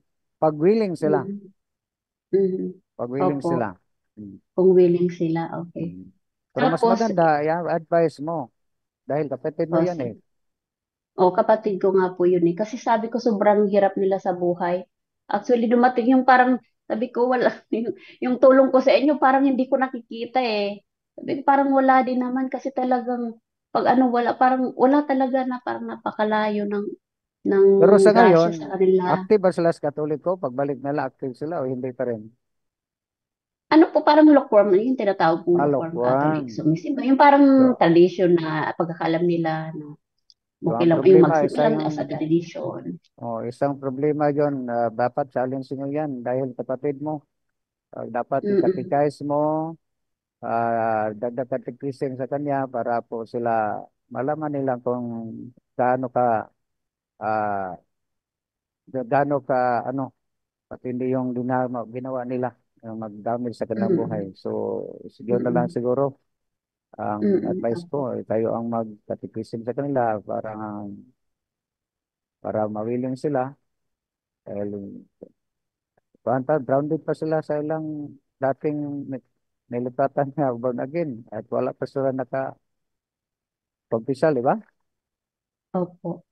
Yeah. Actually, hinikayat din kami noon. I was a high school before. And then, nakipagdebate nga po ako doon sa mga born again. And then, yung kapatid ko, tuwang-tuwa po sa akin kasi nakipag-debate po ako na hindi talaga ako maayon. Pero sabi ng kapatid ko, tumatawa siya sa akin, sabi niya, yung tawa mo yan na yan kasi nagre-react ka. One day, madadala kita. Sabi ko, no? Sabi ko, kasi ano po talaga yung sa puso ko eh. Kasi dati pa po, parang, naano na talaga ako sa Blessed Sacrament. Pero hindi ko lang alam na napaka-powerful pala talaga ng Blessed Sacrament. Yung time na yun kasi nag-aaral ako. So after ng school, pumupunta po ako sa misa sa Blessed Sacrament kahit nung college ako. And then, nung high school naman po ako at elementary, parang habit ko po na dumaan every Friday doon sa Nazareno. Parang kahit inosente ako, hindi ko alam na napaka-powerful niya. Kaya yung dumating po sa amin yung ganyang situation na napasok po kami ng born again at napasok na yung kapatid ko. Parang sa puso ko, kahit po hindi ko pa naiintindihan noon yung mass, parang boring pa rin. Pero sa puso ko talaga sabi ko, ayokong magpatinag kahit nakikipag-diskusyon ako dun sa kanila. Yung kapatid ko, parang kampante siya, malakas ang loob niya na yung pakikipag-debate ko dun sa mga kasama niya, one day daw makukuha nila ako. Pero sa awa ng Diyos hanggang ngayon, mas lalo pong naging matatag yung yung pundasyon ko as a Catholic. Lalo na po ngayon na nandito sa Purpunto, nakakapakinig ako kay Duke Litching. Kaya mas lalo pong tumibay yung aking pundasyon compare po noong panahon. Meron pa po akong Yun, itatanong, kapatid. sige, yun na lang sis. Then, ano na lang, prayer intention pag morosary po kayo, para sa kanilang conversion. Opo. Ito pong ano pa, property namin. Kasi napa-deliverance ko na po ito dati dun kay Father na sabi ko nga okay lang sa kanya yung albularyo kung nakakatulong naman daw. Kasi ito pong bahay namin, parang ikinors to ng nanay ko. Sabi niya, ah, walang, ang sino mang titira dyan sa bahay na yan, walang tatagal. Walang tatagal. Kasi siya naman po ang kusang umalis doon sa bahay namin. Kasi nagkaroon po kami ng argue. Yung sabi ko nga po, naitanong ko ini dati a few days ago. Nandito po ako na nagkaroon kami ng hindi pagkakaunawaan ng nanay ko. So, siya po yung umalis doon. And then, sabi niya, syempre po wala nang natira sa bahay. So, sino pong titira doon? Ghost. Kaya sabi ko, paparentahan na lang natin to kasi kisa mabulok. Ngayon, ang sabi ng nanay ko, paulit-ulit po siya nakapagsalita na walang, kahit sinong titira dyan sa bahay na yan, walang tatagal. Syempre po, rentahan na lang kasi wala pong mangyayari. Ayaw naman po nilang bumalik na kasi nga, sabi ko nga, doon lang naman po kami nagkakaroon ng problema sa pagsasaway ko sa nanay ko, yung sobra niyang pagbibisyo, pag-iinom, and everything. Alam mo nga po, ang tawag ko sa nanay ko is kaaway ng barangay eh. Kasi hindi po kumpleto yung araw na wala siyang kaaway. Siyempre po, Ayun. So, as anak, kumusta ang nanay mo ngayon? pinagsasabihan. Nasaan nga nanay mo ngayon? Okay, nandun po siya sa kapatid kong isa. Pero bumukod na naman po ulit siya. Gumawa po siya ng bahay kubo. Sabi ko nga, yung parang actually nahihiya po ako kapatid kasi doon sa ginagawa ng nanay ko parang lumalabas na pinapabayaan namin. Lalo na po ako na syempre may kakaya naman po akong suportahan siya. Pero doon po sa ginagawa niya, napapahiya po ako kasi yun nga po ang lumalabas na nakikita ng tao na pinapabayaan namin siya. Kasi meron po siyang bahay kubo na siya lang po mag-isa. Pero So, sariling desisyon niya po talaga, matigas po talaga. Napakataas ng ilang edad? pride. Pwede pa siya magkumpisan? Ilang edad? Ay, pwede pa po kasi ang galing po sa sayawan, ang galing pong uminom. Ayan. So, baka may background siya sa involved sa occultism o baka ano, hindi po siya parang albularyo, nag-practice siya, hindi. Yung Eh, hindi bisyoso po, lang hindi niya. po. Yung Hindi. grabe siya maglasing. Grabe po siya sa bisyo, sa edad niya po, I think 78 years old na po siya. Lahat ng sayawan, lahat ng ano, pinupuntahan niya yan. Lahat ng mga okasyon, yung mga video okay, pinupuntahan niya yan. Lahat ng may inuman, pinupuntahan niya Yes, po. dahil yung pag-curse niya sa bahay niyo is demonic yun. Opo. So, Kaya tulungan ngayon po, nanay mo, empty na yun na naman lang. ang bahay. Tulungan na lang nanay niyo, makakumpisal siya, kawawa naman nanay niyo. Ay, kawawa po talaga. Actually, yung nag-deliverance po sa amin, kinonfess na, ko na to, kinausap ko talaga si Father. Father, talagang ang burden ko ngayon ang nanay ko. Parang siya ngayon ang pasan-pasan ko ngayon na cross, yung nanay ko kasi yung mga ginagawa niya. Hindi na po, ayoko na po yung mga ginagawa niya. Talagang mabigat po sa ano ko yan eh, yung parang ang araw-araw mo, naubos yung araw-araw mo sa inuman. Sa gabi naman kung may sawayawan, doon ka naman pupunta. Yung sobrang makamundo po, sabi ko, oh Lord, sabi ko, ang nanay ko matanda na, sa nalalabing oras niya sana. Ang talagang lagi kong dasal, sabi ko, Lord, sana sa nalalabing oras ng nanay ko, mailaan niya yung oras sa iyo. Kasi anong ihaharap niya sa inyo pagdating ng araw na kinuha mo na siya sa edad Yun niya na na lang matanda sis, na ha? siya. Oh, baka yung mga ninuno mo, lolo pang lola ng nanay mo, baka mga involved sa mga occultism, isa na yun sa mga contamination sa nanay mo. Ah, dahil yung ugali niya, isa yun sa mga contaminated siya sa mga lolos lola siguro niyo. O yun, Mm. isa sa mga sa ito, epekto sa pag-involve. So, di natin ma-blame. Yan yung naturang attitude o naturang ano, Hindi na natin mahusgahan, pero mas maganda, tulungan na lang mo ang nanay mo, makakumpisal siya. Opo. Sali sa dasal. Yun na lang Opo, siguro, at talagang saka yung mabigat. kapatid mo, kung pwede, ah, anong ba dapat gawin? Dapat ang the resolution magpunta sa exorcist, pero kung ganun ang Opo. exorcist na okay lang magpunta ng albularyo, delikado pa rin. So, Kaya nga. Alam mo yun na kapatid, lang siguro. Sabi ko, Lord, guide me kung ano po ang dapat kong gawin para matulungan ko naman po sila. Sabi ko, alam mo kapatid, talagang nandun po yung ano ko, yung desire ko na, sabi ko gusto kong ma-meet ito ni Father Darwin kasi syempre the more na nakikinig ako sa kanya, talagang nakapokus si Father Darwin sa spirituality ng isang tao. Talagang nandun po talaga yung desire ni Father Darwin na baguhin niya po talaga yung tao. Sabi ko sa akin yung pera, kahit siguro gumastos ako papuntang Bohol from Bicol to Bohol para lang yung parang, di ba po ba, maipakilala ko or maikatechize ni Father Darwin, maisama din sa mga katikism na ganun kung I think meron pong programa si Father Darwin na specific days for catechism. Sabi ko kahit siguro gumastos ako for the sake of ano nila eh. Kasi yung pera para sa akin mahanap na yan, kikitain at kikitain po natin yan. So sa akin po, hindi naman ako nanghina as long as na makapagpababago talaga ng ng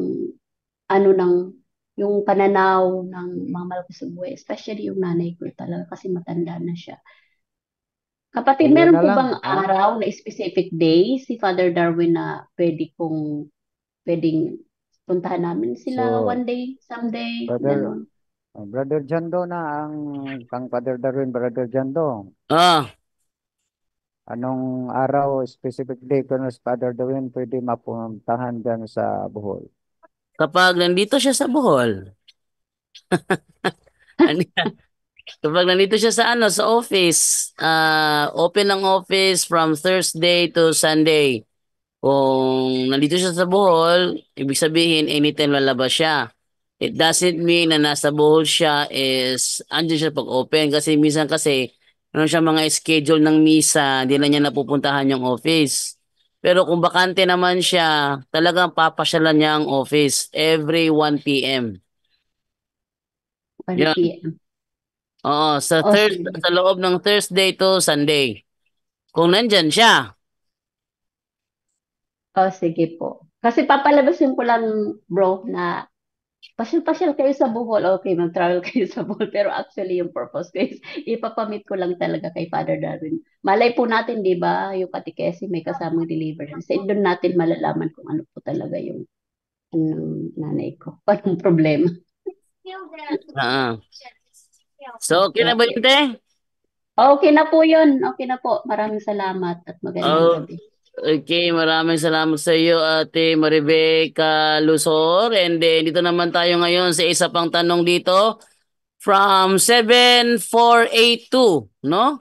Sabi niya rito, good evening, bro JD. Ask ko lang po tungkol sa pag-communion.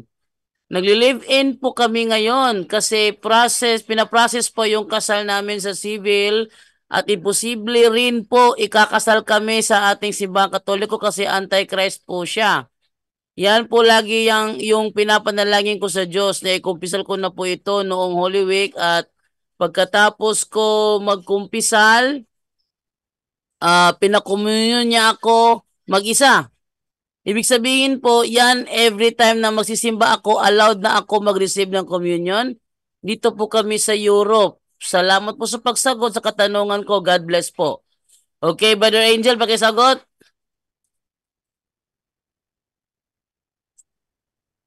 Linawin po natin, no? Magkasama ba sila sa bahay? Yun ang, ano.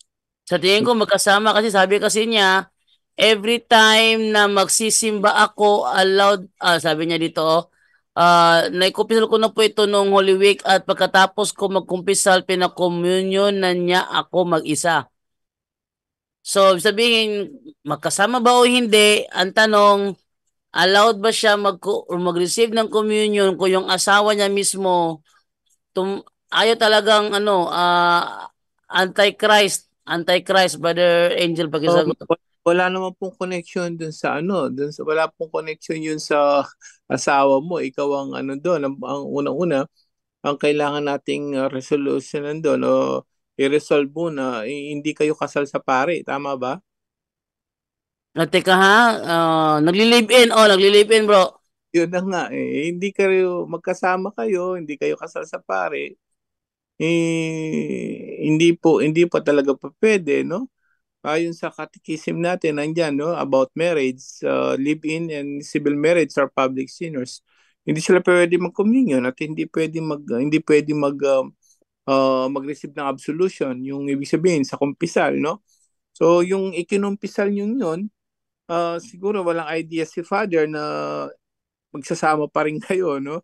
Kahit ikumpisal mo yan, kung babalik ka pa rin sa pagsasama niya, na live-in pa rin kayo, that's improper contrition po, no? Hindi valid yon kasi yung pag-uumpisal nyo, hindi naman talagang ipag-iwalay muna at aayusin ang kasal sa church. So, hindi po talaga pwede, kapatid, no? Sana nakikinig ka. Nung ilang araw pa yan, no? Naitanong mo na yan dati yata, bro. Nabasa na yun dati. Sabi niya kasi, Bro Jando, sana magkaroon pa ng time na masagot ang katanungan ko kahapon. So, malamang hindi ko ito naitanong. Pero ang tanong dito, Brother Angel, ganito. Yung asawa niya, sabi niya, asawa niya Antichrist. Yung kanyang kalibin, Antichrist. At para siya maka-receive ng communion, pwede ba siya mag-receive ng communion? Sabi mo, hindi. Hanggat siya bumabalik sa pagsasama nila. Hindi, hiwalay muna yan. Hindi nga pwede live-in eh. Yun nga. So, ang dapat na gawin niya para siya maka-receive ng communion, maghiwalay sila, ganon, di ba? And then fix their marriage kasi pwede na fix yung what if, Brother Angel, ayaw talaga magpakasal kasi Antichrist nga? Mixed marriage, hindi sila pwede, wag na sila magsama kasi may fornication na nangyari. Wag na magsama. What if meron silang mga anak? Ganun, wala talaga. Ganun talaga yung mangyayari, no? They're still living in a mortal sin. So, yung anak pwedeng pabinyagan, pero yung parents, they're living in a mortal sin. So, both. Paki-chat po kung may anak na ba kayo o wala pa. Hindi pwede mag-communion talaga kasi hindi nga, live-in nga lang sila, bro. So, ang mangyayari dyan talaga, sabi nga doon sa catechism na, until they separate from one another and remarry to the... Brother Angel, wala silang anak. So, maghiwalay na lang. Nakikinig siya ngayon? Nakikinig siya ngayon. Wala silang anak. Po. Ganito po yung mangyayari sa inyo. Nakasalukuyan, yun nga. Bro, para may tayo, baka yung para sa mga bago, ipakita natin. Baka may dokumento natin yung live-in and marriage para baka naman mga bago hindi pa nila alam yan. Baka sabihin hindi gumagawa lang tayo ng yan. Pakita mo. At kasi my first catechism, ipakita mo yung libro at the same time yung mismo imprimatur para sabihin ng mga tao, mga bago, maraming mga bagong subscriber. Hanapin ko muna yung saan ko nailagay na isave yung kanyang imprimatur, Brother Angela, kasi ang ko rito yung lang. Pero pakita pa rin natin yung sinasabi sa catechism, ganito ang sinasabi. Kasi bro, ko lang, yung mga nakikinig kasi may mga nagko-comment ba't daw paulit-ulit. Hindi pwede, ganun talaga po. Kahit nga sa Brother Eli, paulit-ulit din yun. Kasi ang purpose natin yan sa mga bago. No? Kung iba, may mga paulit-ulit man, pero may mga bago pa rin kayo malalaman. So normal po yun, no? Sa mga may nagko-comment daw paulit-ulit yung mga nagtatanong na no, yung po nagtatanong na ganyan, ibig sabihin hindi nila alam. So karapatan din nilang malaman kasi mga bago yan, no? Sa mga nakikinig ngayon na nagko-comment, na nakikita ko sa comment paulit-ulit. Hindi naman lahat paulit-ulit Yung umuulit akala nyo, yung mga nagtatanong bago po yan para sa mga bago po, kapatid. Sana maging generous naman tayo. Intindihin natin yung mga bago, gusto nilang matuto. Sige po, ayan ay nakasulat sa my first catechism yan. Ang sabi niyan, pakibasa, Bro Jando. Those who live in or have only the civil marriage are public sinners. So yung nagli-live in o kaya naikasal lang sa civil are public sinners. They cannot receive the Holy Communion nor the absolution until they marry in the church or separate one from the other. May separate kasi siya. Bakit separate? Kasi pag magkasama nga kayo, pinaliwanag natin dati, sin of scandal yon at fornication ng mortal sin na nagagawa nyo. So hindi kasi kayo kasal. Public sinners, mabigat yan para sa simbahan, para sa Diyos, no? Pag public sinners ka, iba usapan nun. So, hindi pwede kayo talaga mag-receive kapatid. Antichrist lalo na Antichrist si Mister, hindi pa kayo kasal. Hindi lang naman siya yung problema rito, ikaw din eh. Kung nakikinig ka po ngayon, dapat kung talagang pro-Christ ka, pro-Catholic ka talaga, ikaw mismo po ang dapat na mag-ayos din sa pagiging Catholic mo. Sabi nga, wag maging practicing Catholic ka, hindi ang nominal lang. Pag practicing Catholic, susunod ka sa turo ng simbahan ng church, ng Catholic Church. Ayan ang turo. Ang turo, kailangan yung mga live-in hindi pwede mag-communion. Hindi ka pwede mag-kumpisal din. Kahit ikumpisal mo yan dahil binalikan mo rin yung partner lang yan. Hindi boyfriend mo pa lang yan kasi hindi pa kayo kasal sa simbahan. So that means wala pa rin. Walang forgiveness din yun. Invalid yun kasi tuloy-tuloy yung mortal sin, kapatid. No? So yung tanong mo, makaka-receive ka bang communion? Live-in ka pa rin, kapatid eh. There's only one solution talaga. Mahirap siya dahil nga, siyempre, nagmamahalan. Pero isipin natin din, yung kaligtasan mo at kaligtasan ng partner mo. Kasi pareho kayong, pag nakamatayan natin yan, 10:35 ng living in a mortal sin, bro, CCC, para sa matagal na natin hindi nababanggit to. Akala kasi, okay lang mag-live-in, okay lang na saka na. Pag nakamatayan mo yan, you're living in a mortal sin. 10:35 nga ng CCC, bro, dyan, patagal na nating hindi na bibigay ito. Sa mga bago to, baka maanuan yung mga nanonood na iba na dati nang nanonood. Ano yan bro? Ano yan? 10:35? CCC Catechism. Yan kasing delikado na daming bilyon-bilyon tayo hindi napapansin yan. Binabaliwala ang turo na simbahan. Delikado yan. Pareho kayong delikado dyan. Ito, 10:35. The teachings of the church affirms the existence of hell in its eternity. Immediately after death, the souls of those who die in a state of mortal sin descend into hell. Yan, no? So, agad-agad, immediately po. No? Yung mga may mortal sin ngayon, bihira na nating yan sa maraming mga bago nakikinig na sana ma-share niyo yan.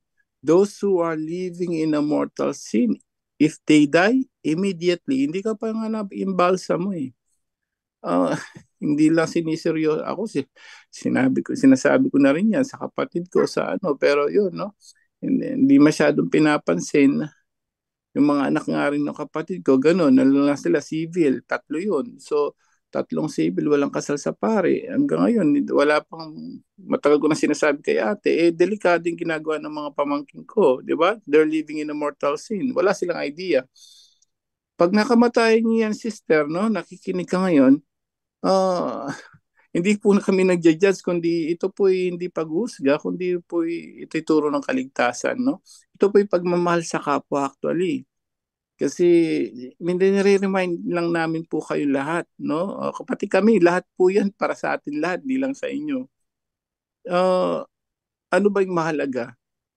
No? Pag-isipan na ako, ganun ako mag-isip eh. I-balance natin. Pag ito gagawin ko, okay, pag nakamatayan ko, impyerno ko. Forever na yon, billion siya. Wala ka nang babalikan, doon ka na forever. Or, i-sacrifice kong konti. Let's balance.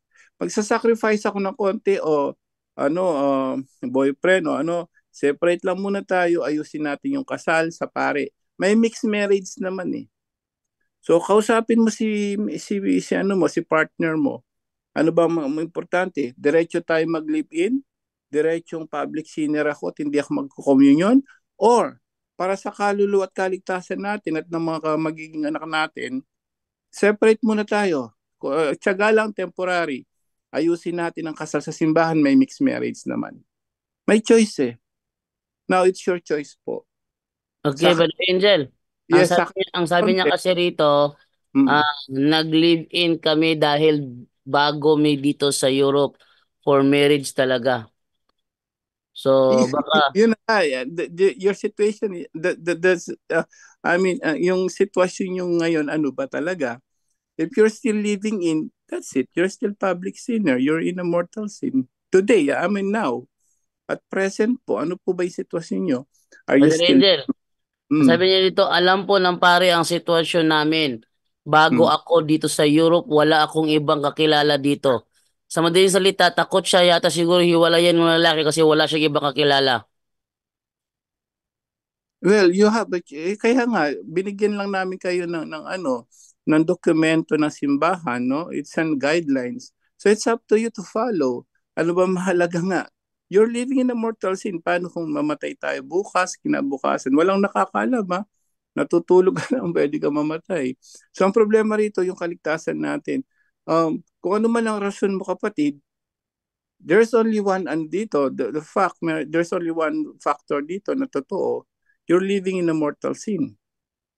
So whether whatever your reason is, sister, no, you're in the Europe, whatever your reason is, that's illegal. And that's a satanic, no? Kasi fornication yan, living together. And the church also, kahit alam niyo yung sitwasyon niyo, dapat father ang nagsabi sa'yo, ay, separate muna kayo, you need to fix your marriage sa church. Ganun dapat po. Now, it's up to you, kapatid. Mahirap siya, of course. Mahal mo yung tao. Pero, sabi ng church, you're public sinners. Gusto mo bang mabuhay ng public sinner forever hanggang makamatayan mo? So, it's your choice po. It's your choice. Sabi niya, Brother Angel, opo, yan po ang kinatatakutan ko kaya lagi ako nagdadaldal tuwing gabi. Nagdadaldal? Baka nagdadal. Ah? Baka na typical error lang. Baka nagdadasal. Nagdadasal kasi kala ko nagdadaldal. Hindi po po pwede. Hindi rin po po pwede yun. Nagdadasal ka lang pero hindi mo inaayos nga problema. No? Hindi ka paano ka magdadasal? Hindi nga. Kawikaan 15:21. Hindi dinirinig ng ang mga makasalanan ng Diyos. Yung So, mga Brother dalawang Angel, nila. Mm. ano magandang i-advise sa kanya, Brother Angel? Kasi ang reason niya Yun talaga, nga. hindi siya makabitaw kasi wala siyang ibang kakilala. So, paano siya makakapag-move on? Halimbawa, talagang na-realize niya na mali talaga ito kasi antikristo siya, wala pa naman kaming anak. Hiwalayan ko na lang ito para hindi ako madamay. Hindi natin malaman yung panahon eh. Pero ang ano ngayon, ang nasa isip niya, eh, saan ako pupunta? O yun, anong advice mo doon, Brother Angel, para maganda? Yan nga yung sinasabi natin. It's it's your choice po, no? Uh, whatever the reason is, it's a commandments, no? Tandaan po natin, sabi ni Jesus, kung sino kapag hindi ka nakikinig sa inyo, hindi nakikinig sa akin. Ibig sabihin, ang nakikinig sa inyo, nakikinig sa akin. Ibig sabihin, yung church yan. So pag sinabi ng church, public sinner kayo, public sinner, whatever the reason po, no? Ulitin natin. Whatever the reason, ganun pa rin. So, imposible namang hindi ka mabubuhay dyan ng mag-isa. Pero, yun na, mahirap talaga po, no? Pero mas mahirap ang mapahamak po, no? So, ito po yung advice lang. May guidelines ng church statute, may dokumento tayo. Hindi, ganun talaga ang kaligtasan. Kaya sabi ni Jesus, mahirap talaga, no? Makapasok sa makipot na pintuan ng langit talaga. Kailangan natin ng sakripisyo. Biro mo, sinabi rin niya doon sa binatang mayaman, no? O sabi ng binatang mayaman, paano maligtas? Mabait na yon. Yung 10 utos, sabi ni Jesus, sinaano mo? Opo, sabi ng binatang mayaman, kulang pa yon. Anong sabi ni Jesus? Ibenta mo. Ibigay mo sa mga mahihirap. So, ganun kahirap talaga. Hindi, umayaw. So, ganun din na sitwasyon mo. Gusto mo maligtas? Hiwalayan mo muna. Tapos, ayusin yung kasal niyo sa church. May mixed marriage naman. Right now, kung gusto mong ganyan na sitwasyon mo at marami kang rason, sister, so mas gusto mong mamuhay ng public sinner, it's your choice, kapatid. You have your free will. Yun po, kapatid. Okay, yun na lamang po muna ang ating bigyan ng pansin. So, yun na po ang ating bigyan ng pansin sa gabing ito dahil alas 10:14 na. So, ating unahin ang ating papasalamat. Ating unahin, Brother Tata Rosal. Brother Rosal, ikaw ang pasalamat, Brother. Yes, maraming salamat Brother John Doe at sa lahat, of course, ating may kapal, ating Panginoon. Wala tayong magawa kung wala siya. So maraming salamat sa nagtanong at hindi pa nakapagtanong, may bukas na naman. At sana patuloy kayong magsuporta sa channel namin, bawat channel namin sa punto por punto, especially po sa atin sa pagsihulat, Tata Rosal pagsihulat sa katotohanan. At dyan sa Zoom, sorry po ha sa naka-live, nakapasok sa ating live. Hindi po kayo ma-acknowledge dahil palagi mag-loading ang monitor ko. Sa monitor lang po kayo makikita na sa kung sino ang nakapasok. So sa lahat ha, sana nakaintindihan nyo ang sitwasyon namin dito sa Usamis, medyo sobrang mahina. Halos lahat nagreklamo. So maraming salamat once again. Good night at God bless us all. Back to you, Brother Jondo. Maraming salamat. Okay, ang sabi to ni Brother Christopher Barquilla, saan siya sa Europe, Brad? Kung nakikinig ka man ngayon, sino yun? Si 7482. Kung nakikinig ka man ngayon, pakisagot. Brother Christopher, sa Bulgaria siya, Brother Christopher. Brother Christopher, nakikinig ka ba ngayon, Brother Christopher? Siya ay nasa Bulgaria, Europe. Baka may kakilala ka rito na pwedeng tumulong sa kanya na hindi siya matakot hiwalayan yung lalaki at meron siya ibang makakasama na kahit kapwa babae lang, no? Brother Christopher, paki-ano lang. Yes, Brad. Paki-communicate po siya, Brother Christopher. Bigay ko sa iyo yung number niya. Wait lang ha, screenshot ko muna para ikaw yung kumontak sa kanya at para matulungan siya kasi hindi siya makaalis dahil yun sa sitwasyon niya. Wait lang muna ha. Loading pa. Okay. So, send natin yung ating screenshot para makarating kay Christopher Barquilla. Ikaw na bala kumunta sa kanya, bro. Sa WhatsApp ko yan, bro. At ano, ikaw na makipag-communicate and then para matulungan siya na hindi siya mahirapan kasi yun ang mabigat sa kanya. Hindi siya makahiwalay dahil wala siyang kakilalang iba sa Europe. Kung may kakilala ka, kapwa babae para hindi pagdudahan na baka iwan mo lang ako kasi meron ka ng iba. Hindi pa pagdudahan, kapwa babae na lang ano. Okay, so yun na lang po. Iba talaga, takasan mo na sister, sabi ni 3741, takasan mo na sister, no? So Bro Jando, ay ano natin, no? Muli, no? May naano ako YouTube na ganun dati. Kapag daw nung siya, dahil very religious na babae siya, no? Sabi niya, nung siya may boyfriend, ganun lang sinasabi niya dahil may pit siya, gusto niyang maligtas, ayaw niya ayaw niya yung premarital sex. So ang ginagawa niya sa mga nanliligaw maganda yung babae. So sa mga boyfriend na gusto sabi niya, walang gusto daw makipagtalik agad-agad. Ayaw niya. Bakit? Sabi niya, kung gusto mo talaga, mahal mo ko, kaya mo magtiis. Okay, yun po yung pinakapunto doon. Kung sabihin mo doon sa boyfriend mo, kung gusto mo, kung mahal mo ko, pakasalan magtiis mo ko. ka, pakasalan mo ko sa simbahan. Hmm. Ganun lang kasimple yon. Kasi, tandaan mo kapatid, kapag yan, hindi pumayag, hindi ka totoo mahal. So, kahit magpakasal ka dyan, hindi ka naman mahal, wala rin yan. So, papapatunay na talaga mahal mo ko, kamo, magpakasal ka, ikaw, magbago ka para sa akin, magpakasal tayo sa pare, hiwalay muna tayo and fix our marriage. Maraming ganon. Tingnan mo si Marites. Pumupunta pa yung Hapon na boyfriend niya doon sa Pilipinas. Ganon niya kamahal si Sis Marites. Ganon. Gusto nga pakasalan nung Hapon yung Sis Marites sa Pilipinas eh. Ganon niya kamahal. Yun ang maging example mo kapatid. Sabihin mo sa kanya, kung mahal mo ako, hiwalay muna tayo, asikasuhin natin yung marriage natin sa Catholic Church. Doon mo mapapatunayan na talagang mahal ka. Yun po kapatid. Wow, naalala ko yung kanta ng Carpenters, You got to love me for what I am, for simply being me. Yeah! Ano yun? Don't love me for what you intend or hope that I will be. Yo! And if Totoo you're yun, ha? Yes. only using me to feed your Your fantasy, fantasy, though you, you're you're really, really not in oh, love. You're you're really, really not in love, so so let me let go. me Yeah, go. I must must be be free. free. Yeah. Yun, Ang galing. biro. Galing ko talaga kumanta, no? Huwag niyo na akong Basag. gawing singer. Basag ang mga salamin niyo. Okay. Atin namang ibigay kay Badal Aljan sa kanyang pasasalamat, Badal Aljan.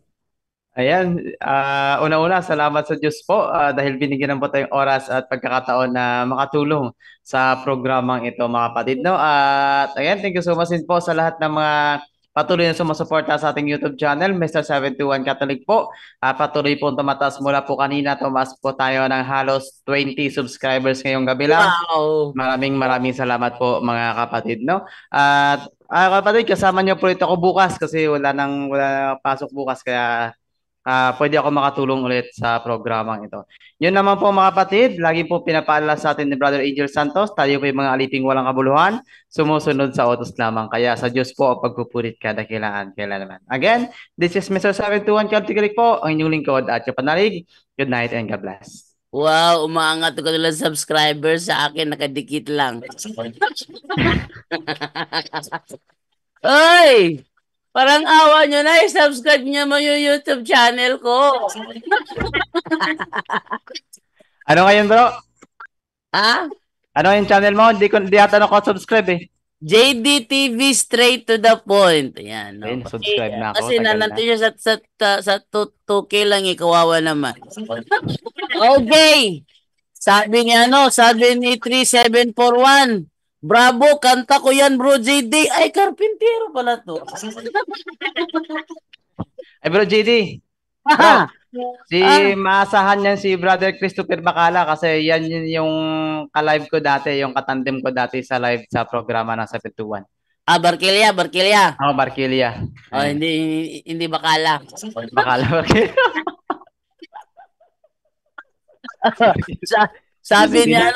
Sabi ni 748 may health problem siya, bawal mag-fight.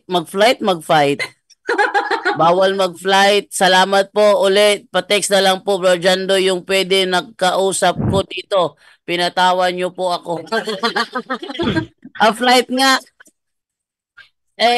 Nako, may health problem pala. So, ikaw na magdesisyon, pakasal na kayo, no? Kung mahal ka niya, pakasal siya. Kung matigas ulo niya, paano nga yan? Ikaw yung madadamay dyan. Tandaan mo, madadamay ka talaga dyan, ano? Okay, so thank you po. Atin na maibigay kay Brother Romel Palma ng Iloilo. Pasalamat, Brother Romel. Alright, maraming salamat po sa lahat. At lalo na po sa ating Panginoon sa pagbibigay po ng panahon sa atin at pagbibigay po sa atin ng nitong pagkakataon na makapag live po tayo, makapag-program sa pagkakataong ito. At salamat din po sa inyong lahat mga kapatid sa walang sawang pagsubaybay at pagtangkilik. Patuloy po kayo mga kapatid sa inyo pong ginagawang pagbabahagi at pakikibahagi. Sa Diyos pang lahat ng papuri. Back to you, Brother Jando. Thank you sa iyo, Brother Romel, sa iyong pasasalamat. At tingnan nyo naman, ayan, wawa naman, 2,000 lang. May nagdagdag na Bro Jando. May sabi dito, nag-subscribe na daw siya. Thank you. Brother Junri, umabot na ng 9. Sa'yo, Brother Adjan, ilan na sa'yo ngayon? Nang 3,800 900 na. Wow! Yung sa akin dumikit. Spider-Man kasi. Di tayo ngayon kay Brother. Hindi wala ano si Brother Junri, Brother Junre, makapag-thank you ka, Brother Junre? Brother Junre. Wala. Ikaw na lang, Brother Angel. Ayan, no, muli salamat po sa Diyos, no, sa kanyang kadakilaan, kapurihan at pasasalamat, no. Salamat po, no, ginagamit ang punto por punto. Muli, paalala po sa lahat, ito po yung walang paghuhusga, no, kundi ito'y pagmamahal at turo lang para sa kaligtasan. Sabi ni Jesus, hindi ako pumunta rito para husgahan ng tao hatulan, pumunta ako rito para iligtas, no. Ito po yung aral ng kaligtasan, at least, actually, the truth hurts talaga, no, but the truth will set you free. Totoo po yun. Masakit, mahirap, napamahal na. Pero mas mahirap, kapatid, kung sa kabilang buhay, hindi na tayo papapasukin sa langit. Yun ang pinaka mahirap. Sabi nga ng isang philosopher, yung the most tragedy, no, pinakamahirap na trahedya sa tao ay yung you did not became saint. Hindi ka naging santo dito sa lupa. Tama. Kasi kahit sabi mong may cancer ka, may ano ka, kung ano man ang sakit mo, hindi yan. Ang mas matindi sa kabilang buhay, hindi daig pa yung cancer dun kasi totally nasa impyerno ka, which is yun ang gusto natin maiwasan. Kaya po nandito yung punto por punto, marahil ay yun nga, ipagtawag na sa inyo yan, sa atin lahat, na talagang kailangan magbalik loob na. Sabi sa paalala sa atin sa unang pagbasa kanina, no, sabi niya, hinirang na kayo, lahat tayo, no, bininyagan, Katoliko, talikdan na ninyo yung kasalanan. At sabi naman sa Ebanghelyo, paalala, pabao, sabi ni Jesus, o sige, sabi niya, pinagaling niya yung bulag, no?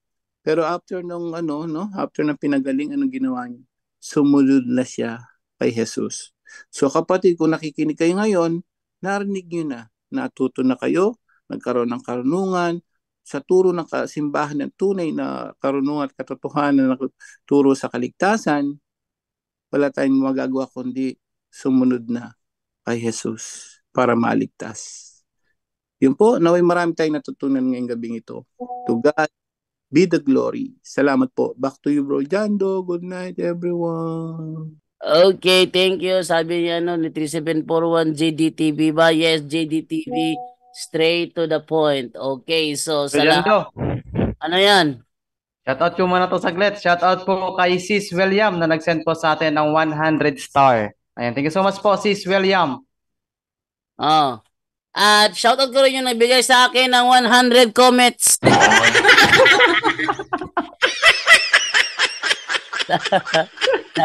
sabi nilang Mihiya, para maging patawa ka, minsan kailangan mo talaga magkaroon ng tupak. Okay.